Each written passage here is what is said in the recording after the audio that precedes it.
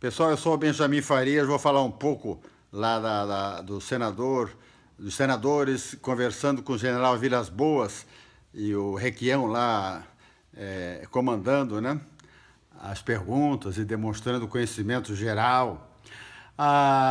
O general fala muito em segurança, legalidade e legitimidade. E isso aflige diretamente a eles. E o general ali, no início, já deu uma aula de geografia, de história, e falou que 40% do nosso território já é da floresta, da área amazônica, já é de áreas indígenas ou preservadas. E os senhores, não sei se os senhores sabem, mas que a metade praticamente da área do Brasil é da floresta amazônica, 49,5%. Mas vamos falar novamente da legalidade e da legitimidade das instituições.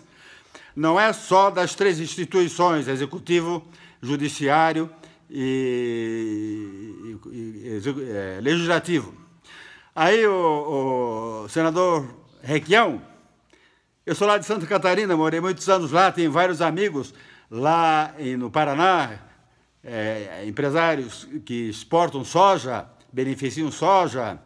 E o senhor, quando foi governador lá, o senhor fez uma lei proibindo os portos do Paraná, principalmente o porto de Paranaguá, de exportar sojas transgênicas, somente sojas naturais. O senhor deve se lembrar disso. Depois houve até uma certa investigação da polícia, etc. E o senhor nomeou o diretor desse porto, o seu irmão. E não era possível, não era permitido.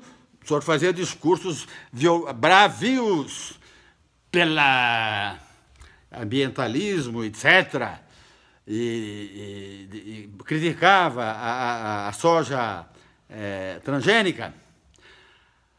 E dois desses meus amigos me falaram que eles conseguiam exportar aqueles carregamentos de um navio lá de soja transgênica, caminhoneiros, e só que tinha uma taxa de propina de $1 milhão que era pago lá.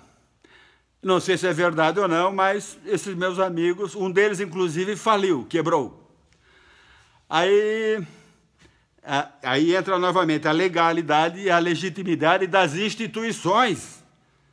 Não é só das três instituições basilares, teoricamente, que garantiriam a democracia, né? Que é o Executivo, o Legislativo e o Judiciário. Instituições são todas. O Exército é uma instituição, o governo do Estado é uma instituição, um porto é uma instituição. Aí, não estou acusando ninguém, só estou falando o que eu ouvi. E aí o general parece que sabe dessas histórias todas. Acredito que o Exército todo sabe, o Serviço de Inteligência. Já começou logo falando em ética, moralidade, caráter, que o Brasil sofre de uma doença emocional, que tem que mudar as condutas, o nosso caráter.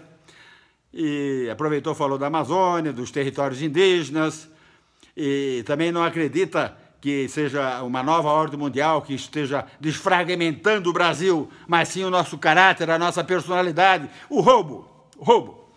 E depois eu sei, senador, eu vi várias entrevistas, seus vídeos, defendendo o MST, em comícios com, se não me engano, com Lula, com a Dilma, e defendendo invasões de terra e coisas assim. Não sei se é bem isso, mas eu sei que o senhor está bem do lado esquerdo, o senhor parece comunista.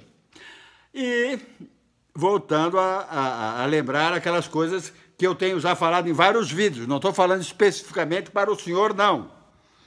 Mas os comunistas nada mais são que ladrões.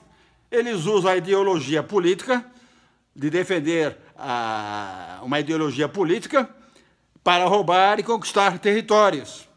É igual lá o ISIS, o Estado Islâmico, que usa uma ideologia religiosa para roubar e conquistar territórios. E o general Vilas Boas, ele foi educado até, né? Ouviu o senhor lá querendo demonstrar conhecimento, essas coisas que o senhor citou lá, a maioria das pessoas intervencionistas que se estão interessando cada vez mais sabem desses de bombas e etc e tal, bombas modernas. E então, meus amigos, vamos nos questionar. Eu tenho certeza que o general Vilas Boas, ele é intervencionista, ele não é comunista. E ele quer o bem do povo e o bem do Brasil. Ele está muito preocupado com o bem do Brasil. E ele cita várias vezes a legalidade e a legitimidade. Então, quando alguma instituição não está sendo legítima, vamos supor que aquele fato lá que se comentava muito e de ser proibido exportar soja transgênica pelo porto de Paranaguá, mas eles exportavam através daquela propina de $1 milhão, foi o que essa pessoa me falou. Inclusive, ele lida com commodities, mercado futuro também, uma outra empresa que lida. Então, até se não me engano, seu irmão saiu por causa de um inquérito que houve, depois o senhor se reelegeu governador, eu acho que foi isso, o senhor novamente o colocou lá na administração desse porto. Isso é um leve parênteses assim. Eu acredito que realmente o problema no Brasil principal é essa ideologia comunista, é o comunismo instalado no Brasil. Essa é uma tirania, né? O comunismo é uma ditadura brutal que explora o povo, cobrando impostos, impedimentos. Daqui a pouco já tem leis aí que permitem o governo pegar um terreno, ter uma casa, porque tem interesse social, para botar lá gente do MST ou essas várias outras siglas aí que tem. Então, nós já sabemos de tudo. E o general Vilas Boas, é óbvio, ele teve que... O general Vilas Boas é político, mas eu quero lembrar aos senhores que é um comando geral das Forças Armadas, o comando geral do Exército e outros generais, e ele tem que fazer aquele papel. Os senhores, o Lula não diz que é inocente? Todo ladrão diz que é inocente? O Lula não falou que iria de joelhos até Curitiba se fosse convocado pelo Moro? Aí foi com um avião a jato particular, e tentou postergar ao máximo lá a convocação do Sérgio Moro. E é um exemplo mínimo, assim, mas mostra que é fácil mentir. E eu tenho certeza que as nossas Forças Armadas, elas se preocupam com o povo e se preocupam com a nossa pátria Brasil. E claro que pessoas aí infiltrados no nosso meio estão dizendo que o general Vilas Boas é contra a intervenção, e etc. e tal. Mas já há motivos suficientes para os militares agirem. Não precisam ser convocados por essas três instituições aí, o Legislativo, o Executivo ou o Judiciário. E assim foi em 1964, os senhores se lembram. Os militares agiram primeiro, os comunistas líderes fugiram, o Brizola, o Jango e outros, o Arraes aqui no Pernambuco, e depois de 8, 10 dias é que convocaram os militares para voltar a administrar o Brasil. Eu acredito que assim vai ser agora.